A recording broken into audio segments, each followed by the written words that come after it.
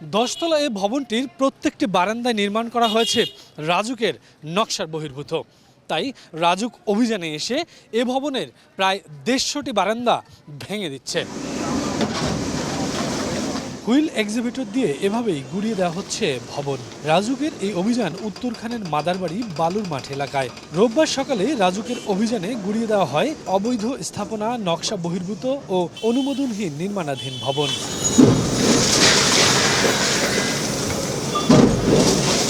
ভবন মালিকরাও অকপটে স্বীকার করলেন অনুমতি ছাড়াই ভবন নির্মাণ করছেন তারা। অনুমতি দিতে হয় জানি, তখন রাজুকের কাছে দেয় নাই।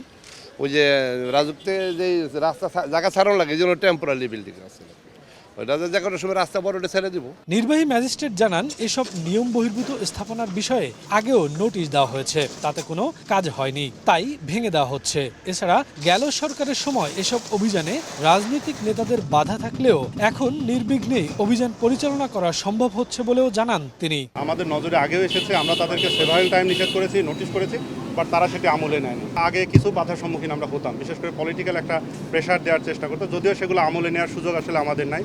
বাট 5ই আগস্টের পর থেকে এই ধরনের বাধার সম্মুখীন আমরা হচ্ছি না বললেই বলা চলে।